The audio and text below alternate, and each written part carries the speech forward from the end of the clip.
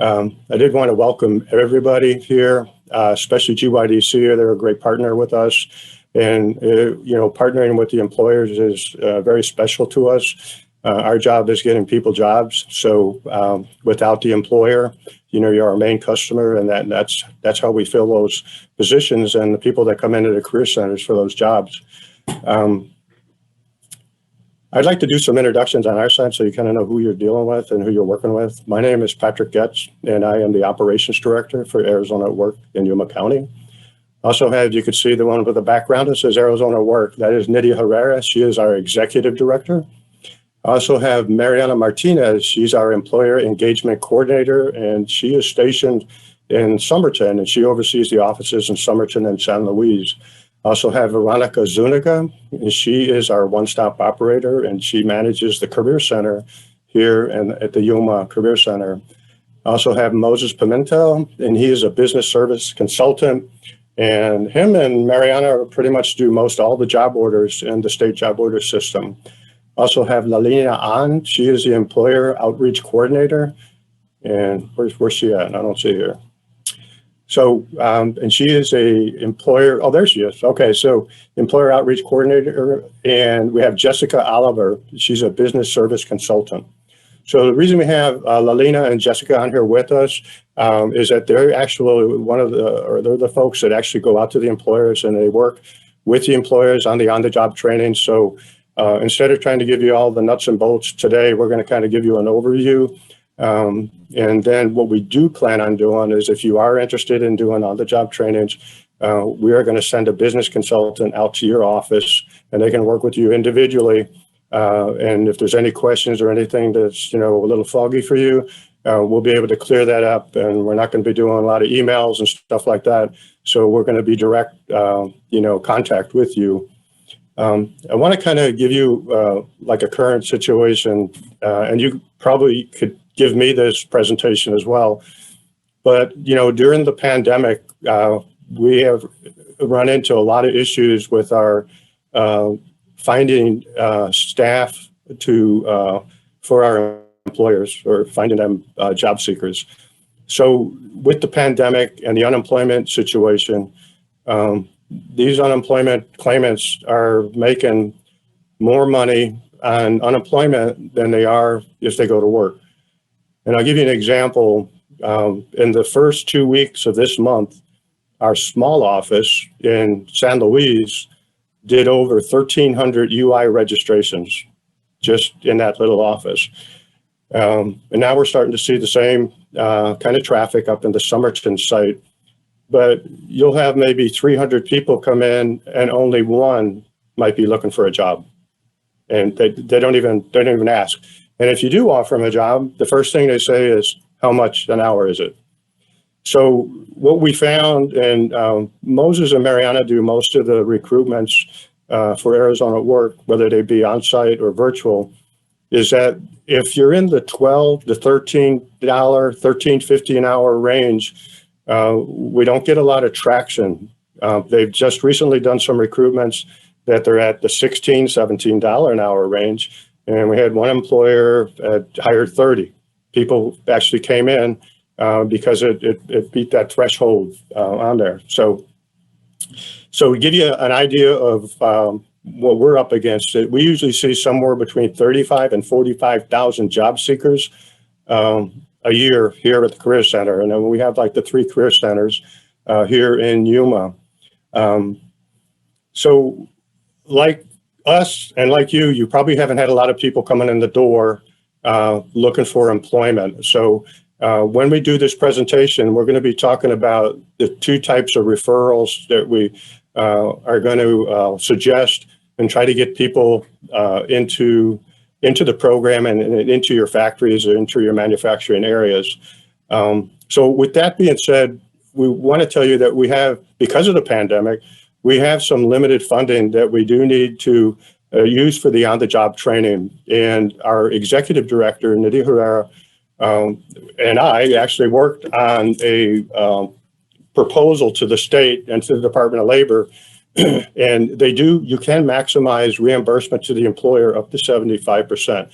Normally it's 50%, and you have to get some type of authorization or some type of special situation that would warrant a 75% reimbursement rate. So with that, we've done that.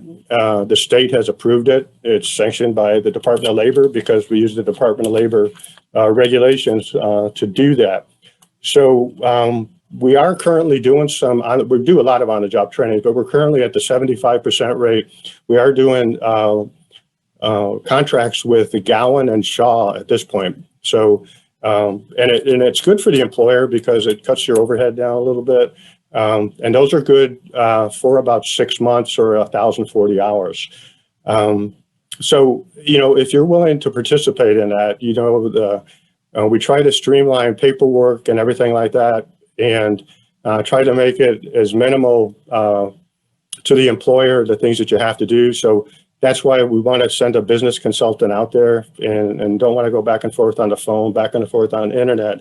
We get out there, get you guys registered. Some of you have already done job orders in the Arizona Job Connection, and that registration probably would be very minimal. We do have a DES partner on our business team, so we can expedite the approval for employers to be registered in AJC. The one thing I want to mention, and Mariana and the team will mention it in their presentation, is that we have to write a 4-year plan for Yuma County. We come under the Board of Supervisors as far as funding, and we have to list our in-demand occupations to be able to do training in those and do on-the-job trainings. So the good news is that manufacturing, construction, warehousing, and distribution are all in-demand occupations. So I don't think there's anybody here on the screen or employer that wouldn't be able to qualify for those in-demand occupations. We are looking at opening up that 75% on-the-job training to work with the employers, and we will turn that off on June 15th. We have the capability funding-wise to do basically 125 on-the-job trainings. So that would be, and we work on different funding streams, and not to make it complicated for you, but 75 of those could be adults. 50 of them would be under our youth funding stream, which is, in your case, I would imagine everybody has to be 18 and older. So if they fell into the age group of 18 to 24, they would be considered a youth. 24 or 25 older, they'd be considered an adult. So like I said, we plan on cutting that off on June 15th. And the thing you got to remember, and Mariana will go through all the details on that, but it's 1,040 hours. So it's basically 6 months. So, and the way that happens is it's a reimbursement. So you would actually hire that person. They'd be working for you, not working for us.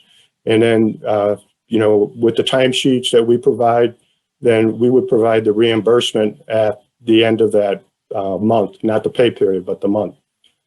So, like I said, I'd like everybody to hold their questions until the end, until we get done, and then we will be glad to answer any and all questions that you have. And we have our business consultants on here, the people that actually go out into the field and work with the employers. So hopefully when you leave here this afternoon, we have answered all your questions. And for those that want to start working with us, we'll be getting out with you next week and doing that. With that being said, Mariana, I'm going to turn it over to you. Thank you, Patrick. Good afternoon, everyone. Once again, thank you for joining us. And my name is Mariana Martinez, Employer Engagement Coordinator for Arizona at Work. And we also have Moses. You want to introduce yourself again? Yes. Hi, everyone. My name is Moses Pimentel. I know I've met a few of you, so it's great to see you all by face. And I am one of the business services consultant for Arizona at Work in Yuma County as well. So we're going to touch base a little bit more in further detail, a little bit about the OJT program and what it consists, the expectations of it all. So again, like Patrick mentioned, if you have any questions, please feel free to share them in the chat section, and then we'll answer them as best as we can towards the end. So Moses, do you want to go ahead and go on to the first slide? So the purpose of Arizona at Work, of course, as Patrick mentioned it, the employer is our customer, and our purpose is to connect those employers with those job seekers. Arizona at Work is typically known for assisting the job seekers by providing, career counseling and development of skills, and of course, the job search assistance. But Arizona at Work has also the resources to assist businesses throughout Yuma County to meet their workforce needs. And this includes the employment training programs that we'll be sharing today within this webinar. And like Mariana said, these employment training programs is something that we offer to our businesses, but today we want to focus on the on-the-job trainings. And I know some of you have already taken advantage of this, so this is going to be an opportunity for you all to potentially increase that reimbursement rate. But as well, we do have the internships or paid internships and the work experiences that are available to you all. And again, these services are an opportunity for your business to help the community, as well as provide employment training opportunities to individuals that are trying to gain those new skills. And as Patrick was saying earlier, these on-the-job trainings are for individuals that you would hire potentially onto your team. You would select them. We'll talk about the referrals in a little bit, but more importantly, these trainees and interns would not necessarily be skilled or experienced in the areas that you would be looking for, right? So if you see their resume, they may not have that experience that you would usually use to hire someone directly. However, you would be looking for those skills and experience that could carry over for them to be successful in that position that you're trying to fill with a trainee or intern. And again, the overall objective for these programs is for the participants of our Arizona at Work programs to obtain those new skills and work experience. So what are the expectations? Now, in proceeding with the employment development programs, there are expectations that must be met. And that goes from the trainee, which is the on-the-job training participant, the employer, or in this case, the worksite supervisor, whoever is selected for that, and the business services consultant or the Arizona at Work representative. So with anything, communication is key. So the expectation for all three is to communicate with each other. For the trainee is to be able to show up to work, be professional, dress appropriately, whatever the position entails for that individual to be dressed at. And of course, to be learning and get those training skills for them. And as for the employer or the worksite supervisor is to be able to provide that training. And of course, be professional, set the example, and follow the training guidelines. And those training guidelines will be provided to you all by that Arizona at Work representative. You will both go through them together. And for that representative within Arizona at Work is to be able to monitor that training. So they will be that liaison between the trainee and of course the employer, the supervisor at that work site, and also to within them also follow those training guidelines. So the on-the-job training, which is why you all are here, like Patrick was mentioning, this is an opportunity for you to get reimbursed for a new hire that would come onto your team. As I mentioned before, this individual will not be skilled necessarily in the exact experiences that you need. However, from day one, you hire them, so they're on your team. They clock in, they clock out how your regular employees do, and they can work up to 40 hours a week. We don't reimburse for overtime, and you'll see that in a little bit ahead as we go along. And they can work up to 6 months with you, and you can get reimbursed for every month for up to 6 months or up to 1,040 hours, depending on what's first.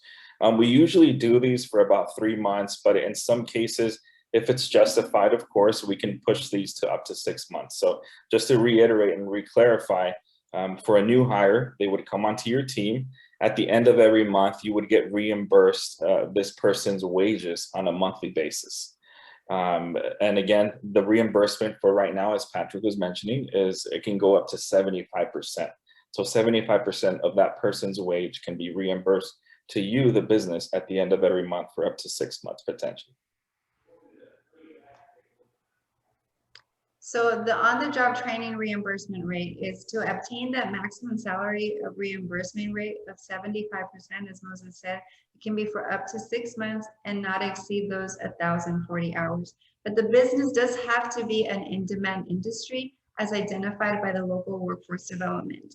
And if you see on this screen here, everyone that's on here today does fall under the category, therefore will be able to qualify for that 75 reimbursement rates. And part of the things that we do is provide referrals. So as some of you have already participated in, you usually get a referral through Arizona at Work. This has been our primary method for a very long time.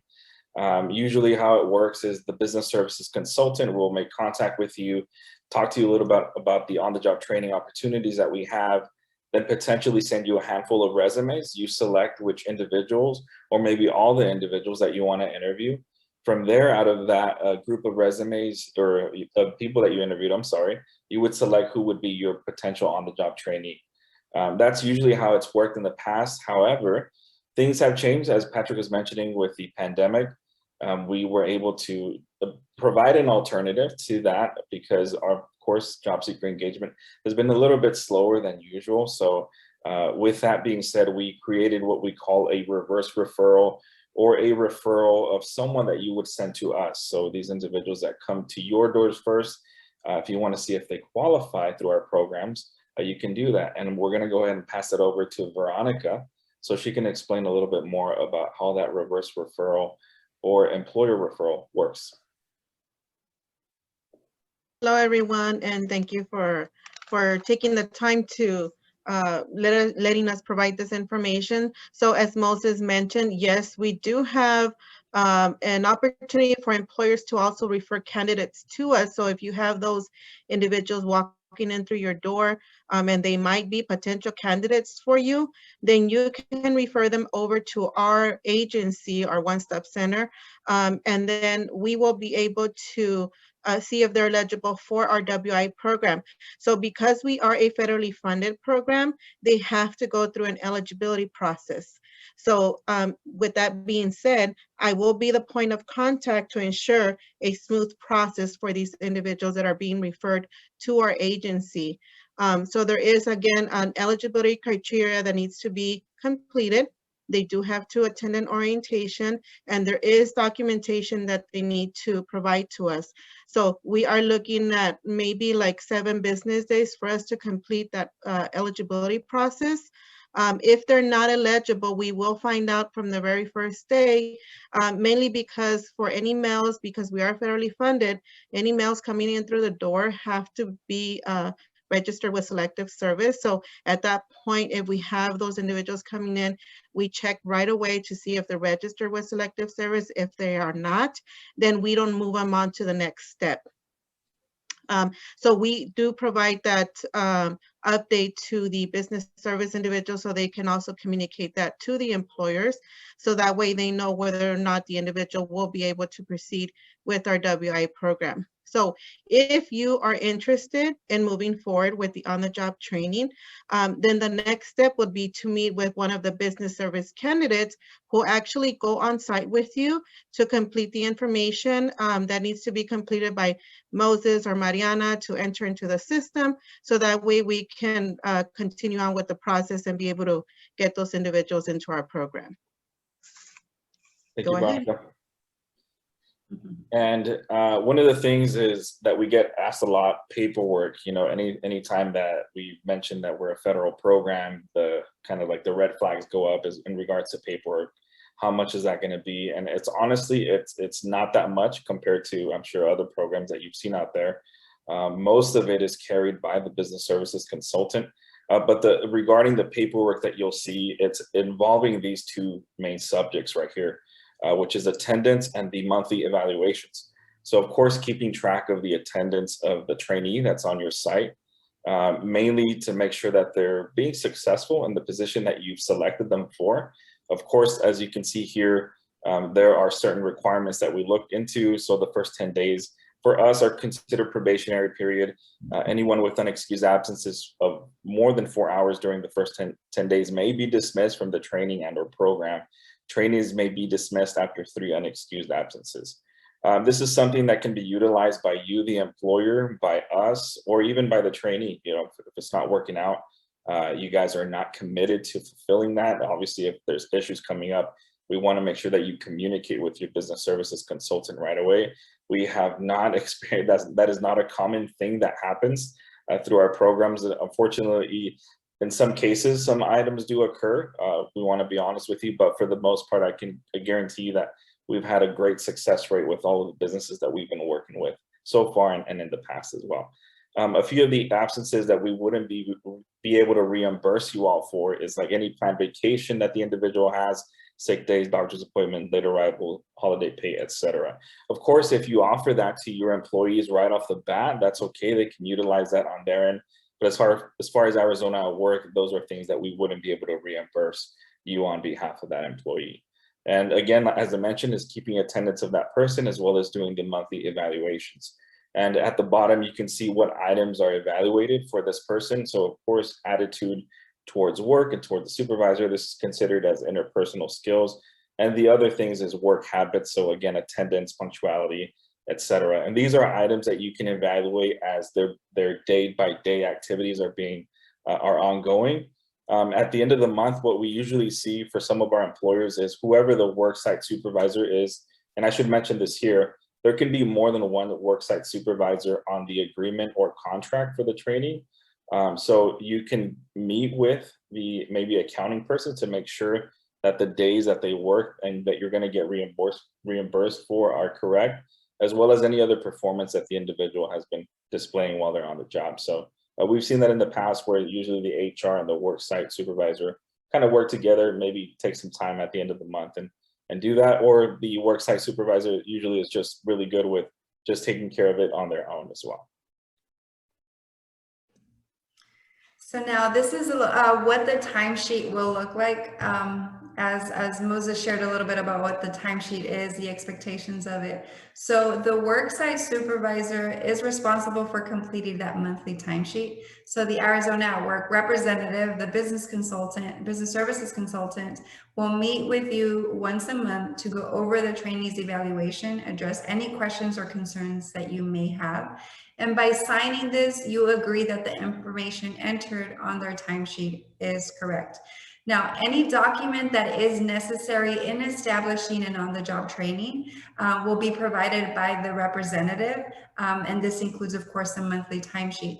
The timesheet must be provided no later than the 5th of the month to obtain your reimbursement. And another thing that we want to make sure that we offer the trainees that are coming into your business is a few support services. This is something that is really great that helps out that job seeker / participant. One of the items that we help out with, which is very popular, is the gas assistance. So we provide them a full tank of gas for the first week of employment with you all. This is to ensure that they make it to work. If there's any work attire that you're requesting, we can provide that work attire for up to $150, tax included, CPR first aid, fingerprint clearance card, etc. And of course, we want to make sure that if we're paying for this for your trainee, that it's something that is being required by all of your employees, right? So making sure that it's being kind of like fair all across and making sure that they're ready to go when they come in and step foot in your door on the first day. Now, just for the sake of time, we do want to talk a little bit about the paid internship, which is another one of our programs available to our employers. Now, this paid internship is a program that allows an individual to obtain new skills. It is approximately 15 weeks long, and it's incentive-based pay. Now, these individuals, unlike the on-the-job training, they are not your employee when the contract is set, but their wages are paid through Arizona at Work. So if you are interested in obtaining more information on the paid internship program, please let us know. That way we can have a representative contact you to explain in further detail what the paid internship entails. And just a few more things on our end. A few of our employers that have worked with us for several years now, you might know her, Blanca Garza. She's the plant manager for SNA Industries. She's been a really good partner for us. She's been taking advantage of the on-the-job trainings and internships for a very long time now. As you can see here, this is a real story that we have from her and all the great successes that they had. I mean, she was sharing some success stories from some of her, participants that have come in through Arizona at Work, and she is very satisfied with those results as far as that goes. Another person that we have is Shaw, which is, sorry, not Shaw, but Elvia Bustamante from Shaw. She's the HR generalist there.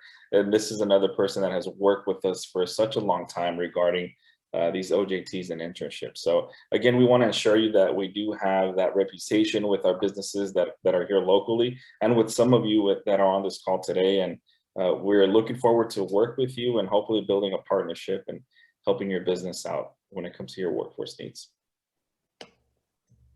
Now, before we move on to any questions, and I already do see one on the chat section, but before we do move on, I want you to take a look right here briefly, as this is what makes the Arizona at Work Business Services team. We have myself, Moses Pimentel, Patrick mentioned Carol Hanna. She is our state representative, and we partner with her, and she is the one that verifies the account into our Arizona Job Connection database.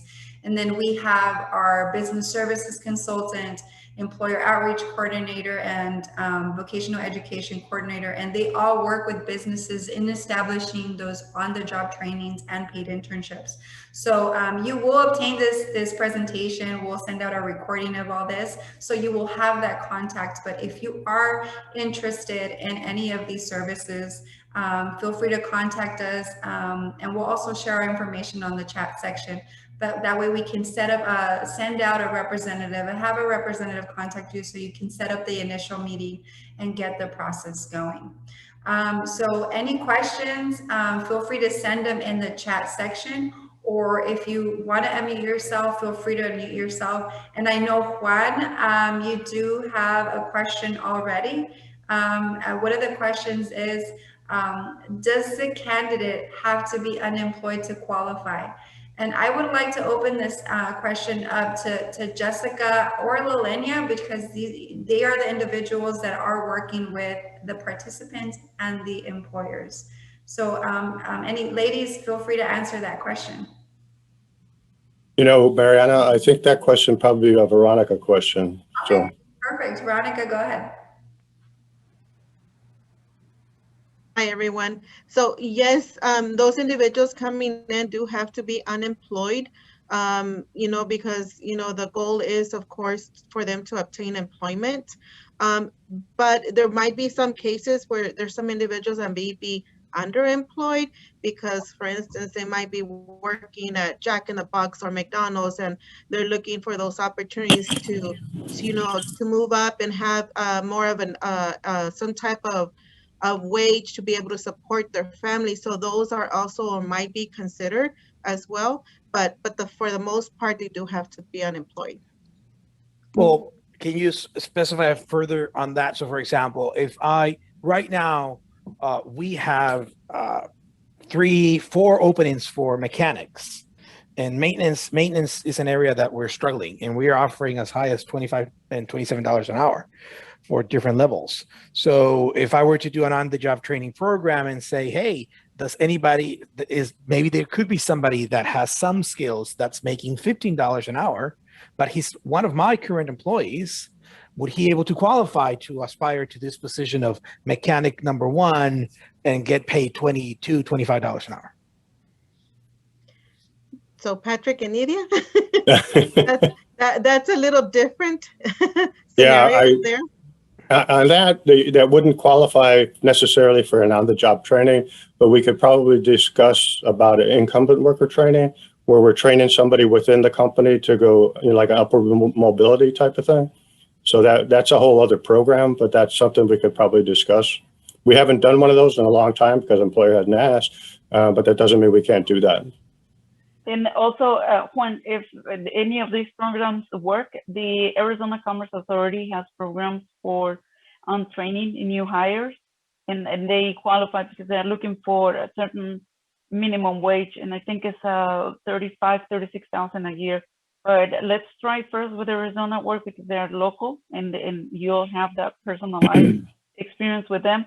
And then if that doesn't apply to your case, then let's take a look at the Arizona Work. I'm sorry, Arizona Commerce Authority.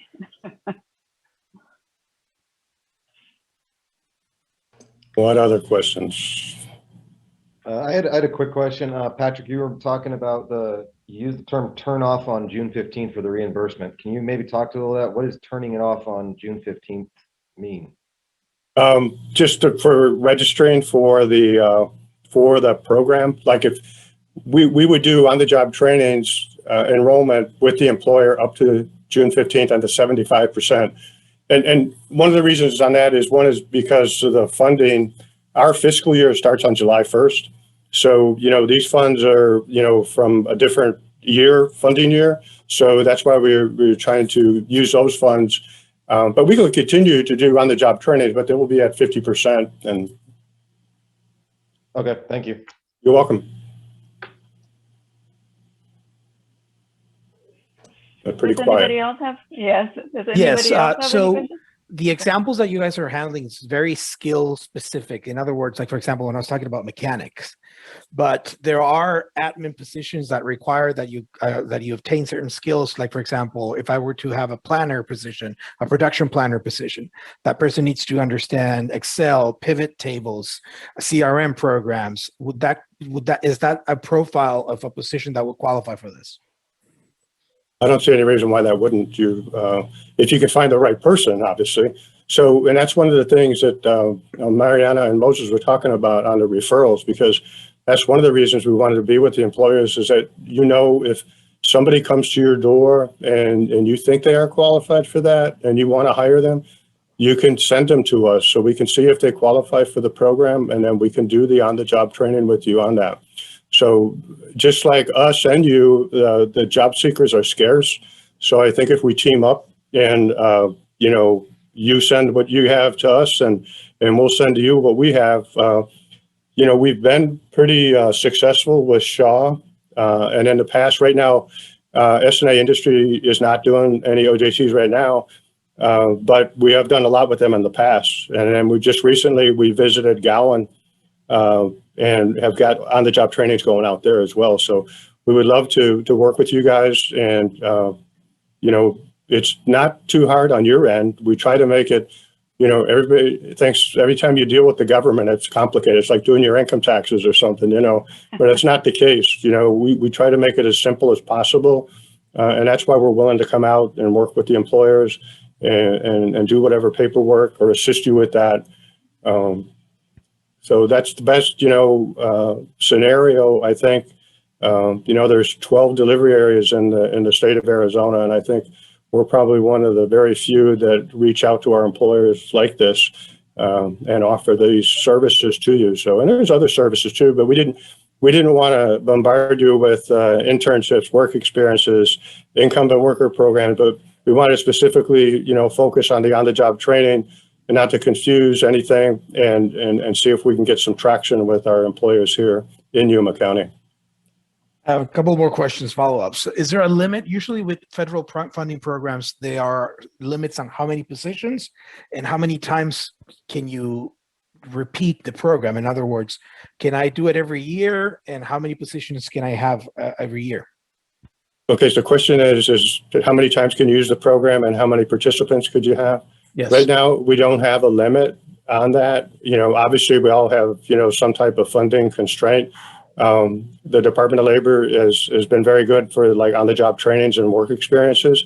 We haven't run into that situation. I do know that the city of Phoenix and Maricopa County does put limits on their employers. Obviously, they're a lot larger than us and, probably a lot more employers. But, if we got to that point, we probably would. But, we like to have employers that we have a relationship with. So if we did have somebody that came in, like you were looking like a planner or something like that, that we can contact the employer and say, hey, we got this person. And then the other thing is you have a lot of military that transition out of here too. We get about 100, 150 a month.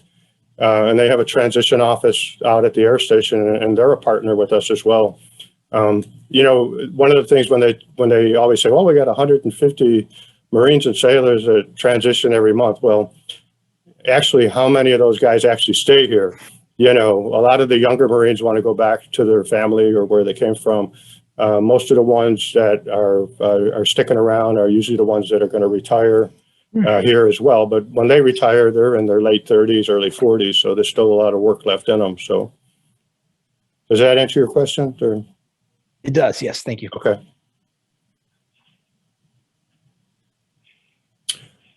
So I guess if you are in the chat box and you want us to contact you, or if you put your contact information in there, do you want a business rep to contact you? Yeah, what I'm thinking is that after we finish the webinar and we put an email blast to everybody with a recording of this webinar, we can share everybody's contact information in there, and those that are interested in learning, and not only on the job training or internship with the other programs, get on hold of Arizona Work or call me, and then I'll make an introduction with Arizona Work, and that way you can have a one-on-one presentation and information. Yeah, and meeting with the employer, we can do face-to-face, or we can do, you know, a Zoom meeting. It doesn't matter to us, whatever's convenient for you to be able to make that connection. Excellent. And if nobody else has any questions, I want to be respectful of your time. It's Friday, and I think that everybody's hungry. It's dinner time. Thank you so much. I see new faces. I see people that had always been in these webinars. We will continue doing the webinars for the manufacturers, but also with other employers when we have something valuable for you guys. Once again, thank you so much. This is a result of the Business Retention and Expansion Program that GYDC has implemented since a few years ago. With the information that you guys share with us during those surveys of those visits, we are able to find the programs that are that are for you. We are your conduit to get you on the door with other entities and allow us to help you to help us give you the tools that you need to operate in Yuma. Now, we're not telling you what to do, but we can facilitate your jobs here in the community. Once again, thank you so much. I will send a portion of the wage survey, the results today, tonight, hopefully with the production area or the assemblers, at least with those which are most of the time the entry levels for manufacturers. And then next week sometime I will share the results for the entire survey. Thank you so much. And with that, if nobody else has any comments or any more questions, I will end this session, and everybody have a great weekend. Bye. Thank you. Bye, everyone. Thank you. Hey, thank you, everybody. Bye-bye.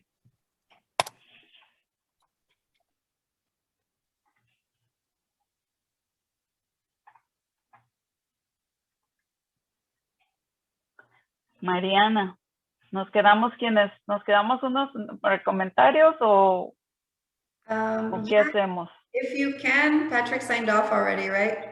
I know I think so. Dia is still on, I think. I can get him back on if you need to. If you would like to provide feedback, I do want to, I'm going to stop recording right now.